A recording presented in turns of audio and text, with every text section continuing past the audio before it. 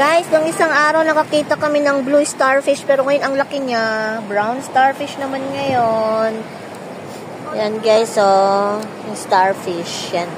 Lagay muna natin dito guys. Dito yung tahanan niya. Ito kasi mga inaapakan namin, mga corals to. Yan. Kaya, kapag hapon, high tide to, maraming mga ano dito, isda. Tsaka ano. Ay, ala, umalis na siya. Yan siya, Nicole. Nabaliktad. Nabaliktad siya, anak. Ayun na siya, oh. There na.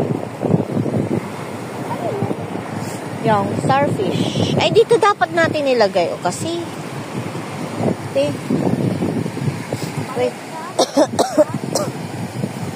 Ayan, oh. Huwag mo hawakan sa tentacles niya. Diyan lang siya, oh. Ilagay mo dyan, oh.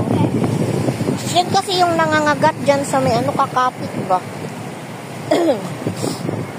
Wait lang. O yan o, nag-ano na siya o. Nagpabaliktad siya o.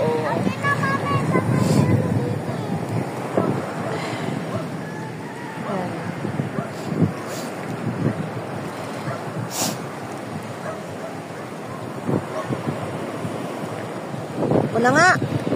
Tagal mo naman eh. Ganito lang yan o. Baliktad lang natin o. O yan o. Naka-survive.